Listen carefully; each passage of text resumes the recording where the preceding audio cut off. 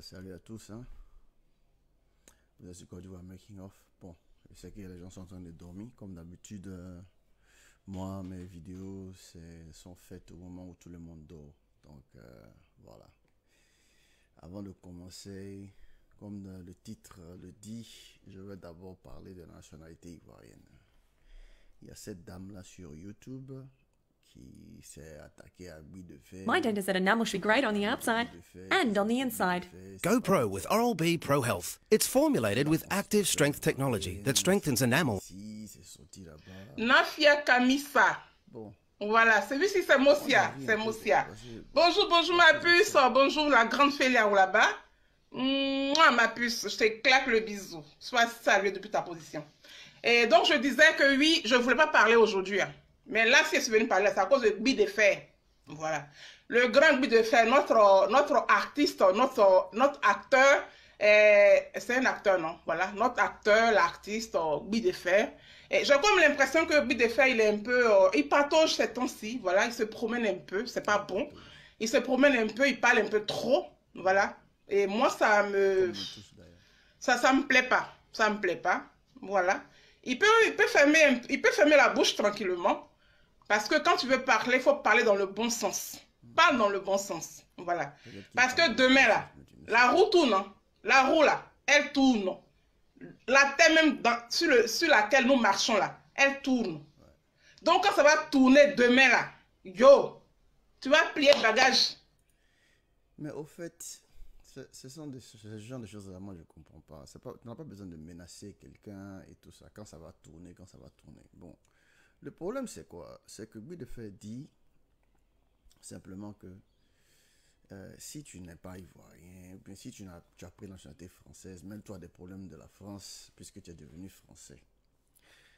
La dame dit que bon, Guy de Fer ne connaît pas la constitution ivoirienne, c'est rentré ici, c'est sorti là-bas. Sinon, ma chérie, c'est la vérité. La Côte d'Ivoire n'accepte pas la double nationalité dans la Constitution. Seulement, elle n'est pas appliquée. Donc, toute personne qui a la double nationalité n'a pas droit à la nationalité ivoirienne. C'est-à-dire que si tu as pris une autre nationalité, tu n'es plus ivoirien. Donc, ce que Guy de Fer dit là, il n'a rien inventé, c'est la Constitution. C'est comme ça que c'est la loi ivoirienne. C'est la loi ivoirienne, c'est écrit. Que là, il n'y a pas de nationalité. Si vous vous souvenez, quand Alassane est venu, il a dû adopter une nationalité ivoirienne pour pouvoir être ministre de Fouet-Boigny. Voilà, c'est comme ça qu'il a une nationalité. Donc c'est comme ça pour tout le monde. Et je crois même, j'ai entendu dire que quand tu viens maintenant d'un autre pays, je crois, si tu viens que tu as une autre nationalité, je crois que c'est 300 000. Hein, donc, c'est pas encore mis en vigueur, mais ça va être mis en vigueur. Donc, vous, comme moi, là, qui avez une autre nationalité, là, quand vous allez rentrer au pays, préparez les 300 000. Maintenant, on va parler de mes anciennes vidéos que j'ai faites, mes deux vidéos sur YouTube, où les gens sont pas trop contents, là. En fait, sur Facebook et YouTube, où j'ai parlé du CFA. On va parler sur du CFA. Mais il faut comprendre ce que je dis. Quand je parle du CFA, quand je dis, bon, cette monnaie-là, on n'est pas obligé de la jeter, ça peut être du suicide. Mais c'est vrai, ça peut être du suicide. Le CFA est arrivé à l'euro, ça n'a pas de fluctuation, c'est bon, c'est stable en ce moment. C'est pas bon aussi en même temps, je sais. Mais pour le moment là, puisqu'on n'a pas de backup, c'est-à-dire qu'on n'a pas un autre plan, moi je dis que c'est important de, comment dirais-je, de simplement améliorer le contrat du CFA et jusqu'à ce qu'on trouve la solution. Puisqu'il n'y a pas de solution déjà prête là. Bon, on peut dire que oui, on peut sauter là et puis signer une nouvelle monnaie qu'on va gérer nous-mêmes. Mais c'est pas parce qu'on gère une nouvelle monnaie nous-mêmes que tout va aller de l'avant. C'est ça mon problème au fait. Ce que j'essaie d'expliquer ici, c'est quoi? Quand vous prenez par exemple la Guinée. La Guinée est l'un des premiers pays d'Afrique de l'Ouest à avoir sa monnaie. Avec le Ghana. Mais il a fallu du temps. Il a fallu beaucoup de temps avant que le Ghana soit le Ghana que vous connaissez aujourd'hui. Le Ghana a un taux de croissance de, hein, je crois c'est quoi, c'est 2000, combien de billions là? 47 billions, 47,33. La Côte d'Ivoire, 40,39. Donc il y a 7 billions de différence entre la Côte d'Ivoire et le Ghana. Mais par exemple, si vous prenez par exemple d'autres pays comme le Sénégal a 16 billions et le Burkina Faso a 12 billions de GDP. Donc là, quand vous prenez, ce sont des pays qui ont le CFA et tout ça, mais au fait, le problème c'est quoi? C'est ce que ton pays produit qui fait que c'est comment tu produis. Même s'ils ont la même monnaie, mais ils n'ont pas le même revenu. Est-ce que vous voyez? Donc tout le problème n'est pas seulement une histoire de CFA. Moi, pour moi, c'est une histoire de gestion. Quand ils ramassent, par exemple, le Ghana a été mal géré pendant un long moment, il y avait un résultat. Quand il prend la Guinée était mal gérée, il y a toujours les résultats en Guinée. L'Éthiopie était mal gérée, à un moment, il y avait le résultat. Donc, c'est pour ça, c'est là mon problème. Il ne suffit pas seulement de sauter et puis changer la monnaie et puis tout va aller bien. Faut pas que les gens croient ça. Faut pas que les gens se trompent sur ça. C'est pas simplement parce que on change l'argent que tout va aller bien. C'est tout ce que je suis en train de dire. Et dans ma vidéo, je dis aussi qu'il est essentiel de faire 4 pattes avant de vouloir marcher. C'est comme ça. Il va falloir qu'on mette tout en place avant de sauter dans cette situation. Mais supposons que on aille doucement. On va manager le contrat où on leur fait par exemple un 10-90% ou bien 95-10%. Supposons. Et, sauf s'ils n'acceptent pas, là on quitte le CFA. Et on change le nom du CFA, on désigne ça, on fait notre propre design. Et on peut même aller imprimer ça même si vous voulez ailleurs, mais bon, je sais pas. Mais je pense qu'on doit avoir les structures, on doit être prêt. Le Ghana aujourd'hui, là, qui a sa monnaie, là, le Ghana n'est pas un pays industrialisé. Le Nigeria a sa monnaie, le Nigeria, ce ne sont pas des pays industrialisés comme les autres pays. Le Nigeria a un grand nombre de personnes et puis sont capables d'avoir un marché à l'intérieur. C'est-à-dire que si ils peuvent vendre les choses à l'intérieur et puis se faire de l'argent. C'est ça aussi. Mais malgré ça, là, malgré que le Nigeria a ça, là, il y a trop de Nigériens dehors parce que ça ne va pas. C'est pas aussi facile que ça. Parce qu'il faut être un pays industrialisé pour que ta monnaie même là, que ça marche bien même. Il faut être industrialisé. Il faut être industrialisé. C'est-à-dire, tout le monde saute. Moi, je saute pas. Parce que je sais que s'il y a une mauvaise gestion de la nouvelle monnaie qui vient là, s'il y a des gens qui commencent à imprimer cet argent-là comme ils veulent et tout, on va devenir Zimbabwe. C'est tout mon problème qui est là. Maintenant, mon sujet même d'aujourd'hui, c'est quoi? C'est Soro. Moi, il me pose certaines questions. Je ne sais pas si vous posez les mêmes questions. Vous savez, nous sommes dans un pays où, en Côte d'Ivoire, là où aujourd'hui, ça dépend de ce que tu dis. Hein. Si tu viens, tu te mets sur comme moi, là, si j'étais en Côte d'Ivoire et puis je faisais mes vidéos que je fais, là, peut-être que je serais en prison. Les gens, quand j'ai fait ma vidéo, je dis Alassane, c'est un génie politique, les gens ne m'ont pas compris. Quand tu prends les choses, il faut prendre les choses au sens figuré. C'est pas que je fais Atalakou d'Alassane Ouattara. Seulement, je ne veux pas rentrer dans les mots comme dictateur, patati patata, parce que ça, c'est pas ma tasse de thé. Je n'ai pas la...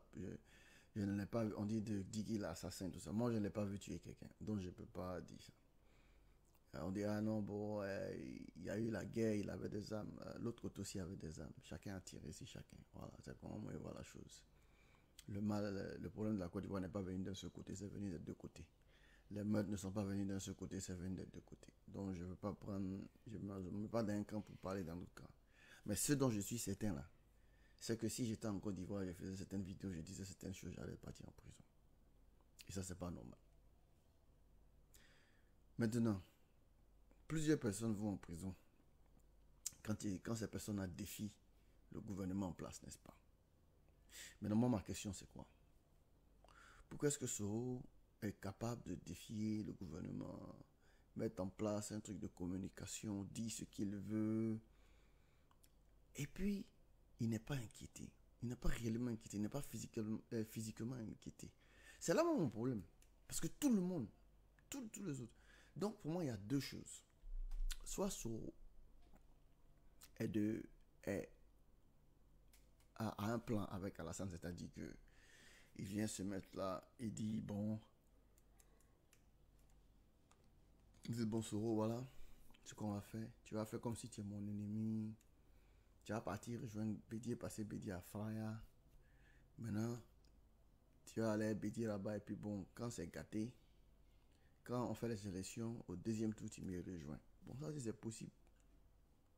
C'est possible qu'il y ait une façon ou bien sur en mission espionne pour prendre des infos de l'autre côté au PDC. Je ne sais pas.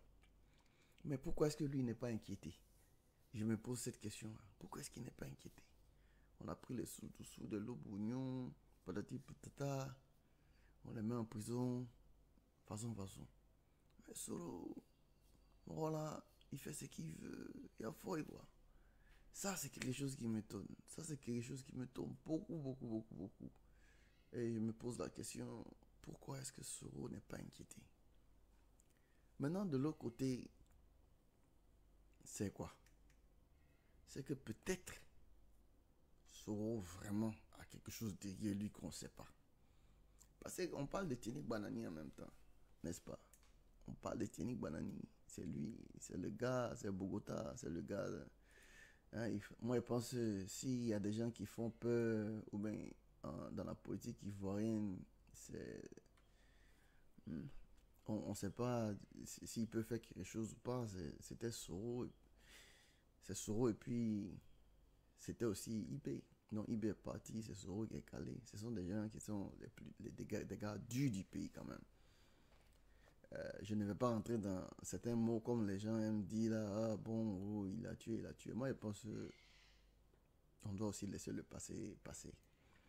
Parce que en même temps là, il est très, il fait il fait dans le populaire. Il est très aimé par les gens parce que les gens, ils aiment quand tu pars et puis tu as contact avec la population, quelque chose qu'Alassane Ouattara ne sait pas faire. Alassane Ouattara ne connaît pas le social, mais Soro connaît le social. Il a appris ça des Gbagbo, il a vraiment appris ça.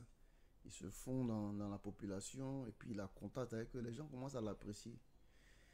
Donc, s'il n'est pas dans la première partie que j'ai dit, c'est-à-dire que s'il n'est pas de connivence avec Alassane pour piéger les autres, c'est-à-dire que le rejoindre au deuxième tour, bien quelque chose comme ça, c'est que Soro vraiment, il a quitté Alassane. Mais Alassane, c'est qu'il ne peut pas le mettre en prison comme il le fait aux autres parce que bon, quand même c'est Soro. Et la troisième partie de cette histoire de Soro là, c'est que peut-être que Soro vraiment a vraiment changé et qu'il veut vraiment faire quelque chose de bon pour se racheter. Pourquoi pour se racheter? Parce que il a cette histoire comment dirais-je, de rébellion qui pèse sur lui. Il y a les gens qui disent que bon, il doit être à la CPI. Il y a des gens qui disent que bon, il est mauvais, que tout ça là. Mais quand même, il faut dire que souvent quand je regarde les vidéos de Soro, ces vidéos me touchent quoi. Je ne vais pas mentir, souvent ces vidéos je pense que ce sont de... Ouais, c'est bien fait, son système de communication est bon. Et il dit la vérité aussi, c'est-à-dire il dit des choses directes sur Alassane. Il dit des choses directes. Il parle des arrestations arbitraires et tout ça en face quoi. Je pense que soit Soro a quelque chose sur Alassane et Alassane ne peut rien lui faire, soit ils sont de connivence ou bien Soro a changé carrément. Donc, sur ce, je ne vais pas trop me tarder ici parce que c'est le matin. Donc, je me suis levé là, il est 6h, 7h maintenant. Je fais le petit déjeuner pour les enfants. Et puis, bon, je vais aller les chercher, aller les déposer au boulot et puis partir au boulot. Mais pour moi, voilà, c'est tout ce que je pense. Je pense que c'est pas facile de comprendre cette histoire de Soro là. C'est pas facile de comprendre cette histoire de Soro là. C'est possible que ces trois choses là soient là, soit il y a de connivence avec Ado, soit il est sérieux dans son truc, soit Ado a simplement peur de Soro, Soro a quelque chose sur lui. Et il y avait un journal aussi qui avait dit que, bon, il avait dit quoi là? Que Watao a dit que lui, si lui on l'arrête, il va dire ce qu'il pense, ce qu'il sait. Bon, je ne sais pas de quoi on parle. Mais bon, je ne me fie plus trop aux journaux de Côte d'Ivoire.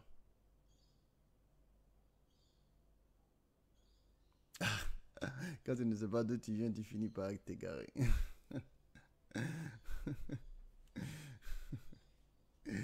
Je comprends pas, tu veux dire quoi? Je sais pas, je comprends pas trop l'affaire de Soro là, je comprends pas trop son affaire, donc voilà quoi, je comprends pas trop, donc c'est pour ça que j'ai élaboré sur 3 points. Je me suis dit bon, soit il a quelque chose sur Alassane, soit il veut vraiment, il s'entend plus, il veut vraiment partir, et puis bon, il connaît son derrière quoi, il sait ce qui est derrière lui. Ou soit il a vraiment changé quoi. Il a vraiment changé. Soit il n'y a pas d'âme derrière lui, tout ça. Il a vraiment changé. Il a vraiment envie de faire quelque chose pour le pays. Donc c'est comme ça que je vois les choses quoi. Donc bon, voilà. Bon. Moi je ne dure pas trop là. Moi je fais quelques minutes là. Bon, je vais télécharger ça, mettre ça sur ma page YouTube et tout. Voilà. J'ai parlé aussi du CFA là où les gens n'ont pas compris ce que je veux dire. Parce que les gens ils sont trop chauds pour le changement sur le CFA. Si tu peux regarder au départ de la vidéo, tu comprendras de quoi je parle. Aussi, j'ai parlé aussi des attaques sur Guy Defay où on dit qu'il parle de nationalité ivoirienne mais qu'il ne sait pas ce qu'il dit. Mais il a raison. Là, en Côte d'Ivoire, tu ne peux pas avoir la double nationalité. Tant qu'on ne change pas cette loi-là, moi et tous les autres cyberactivistes qui ne vivent pas en Côte d'Ivoire, qui ont d'autres nationalités, vous n'êtes plus ivoirien. Voilà. Donc, c'est la réalité. Vous allez payer 300 000 pour rentrer.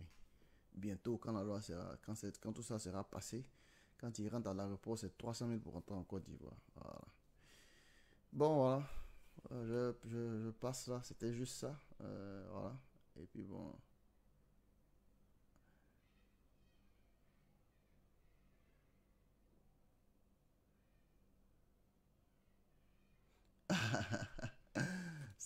Je regarde, je dis que si il choisit d'une de mes 3 options, s'il était vraiment parti, s'il décide de déclarer la guerre à dos, il sera perdant. Bon, ça, tu sais quand même, il faut pas trop négliger Soro. Je pense pas que c'est un gars qui sait pas ce qu'il fait. Je pense que il a fait, il a passé, ça, il y a longtemps il est dans la politique ivoirienne et il sait de quoi il est capable quand même. Il sait de quoi il est capable. Je pense pas qu'il va juste se jeter là dans la gueule du crocodile, juste comme ça, quoi, par hasard. Je pense pas. Je pense il sait de ce qu'il fait.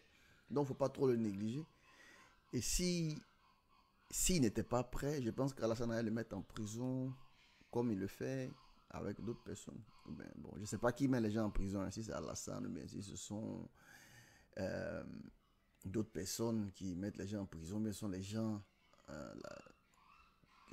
les gens qui font ce qu'ils veulent dans le pays en mettre des gens en prison. Mais je pense que si Soro veut se séparer d'Alassane, c'est parce qu'il a de bonnes raisons et c'est parce qu'il est prêt.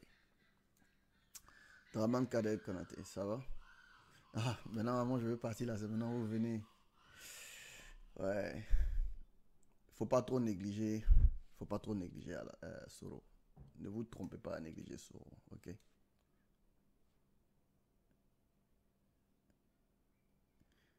Ou Ado tombe, lui, il meurt, pour être clair. Je comprends pas. Je comprends pas ce que tu dis. Ado tombe, lui, il meurt, c'est-à-dire. Moi, je pense qu'on doit. Il faut dépasser il faut dépasser un peu les trucs là où il y a la mort, tout ça, là, parce qu'on n'a plus besoin de ça, quoi. Je pense quand même, ce que je veux dire, c'est que Soro, il connaît, il sait ce qui est derrière lui. Je sais qu'il y a beaucoup de choses derrière Ado, mais je pense que Soro, il connaît derrière lui. Ah, une dernière chose. Macky Sall, je pense qu'on le fait gagner les élections au Sénégal. Malgré tout ce qu'on dit, l'Afrique n'a pas changé. Parce que quand l'opposant de Macky Sall était très bien parti, très bien parti, sa campagne s'est bien passée et il a un bon nombre derrière lui. Mais quand tu vois que Macky Sall se tape un 57% et son adversaire direct d'un 20%, il y a quelque chose qui cloche. Donc pour moi, je me dis, bon, la démocratie en Afrique, là, vraiment, on n'est pas encore arrivé, quoi. On n'est pas encore arrivé. Je pense qu'il y a... C'est ça, je pense que c'est pour ça qu'on dit que 2020 bouclé, hein. 2020 bouclé, 2020 bouclé. Vous voyez mon fils derrière là. Bon, voilà. Mon nom va se préparer, on va partir au boulot et tout ça. Bon, voilà. Pas trop le temps. Vous pouvez laisser vos commentaires, vous pouvez partager, voilà. Mais je pense que 2020 bouclé, comme tout le monde le dit. Hein. Il y a des gens qui disent que bon, la population va se lever pour faire ceci, cela. Je pense que la population ne va pas se lever. Je pense pas qu'elle a... oh, ok, je vois ce que tu veux dire. Je veux dire qu'il va l'avoir. Je comprends ce que tu veux dire, ouais. Je pense pas que la population va se lever contre Ado, parce que la population n'a même pas les moyens même de se lever même contre Ado, bien contre qui que ce soit en Afrique en ce moment. Parce que les gens sont pas d'accord. Les gens n'étaient pas d'accord avec le résultat au Congo, n'est-ce pas? Parce que le résultat au Congo, c'est quoi? Le fils de Tshisekedi a fait un contrat avec Kabila, c'est tout. Pour continuer ce que Kabila a déjà commencé. Est-ce que tu vois? Et je pense que c'est ce qui va se passer en Côte d'Ivoire. Soit ça va se présenter, soit il y aura déjà un de ces gars qui sera là pour continuer dans ce qui a déjà commencé. Et je ne pense pas que ce soit des élections qui seront faciles ni libres parce qu'on a vu les législatives, le résultat. Bon, voilà. Bon, je ne vais pas continuer là. Je vais revenir plus tard. Peut-être demain. Allez, au revoir.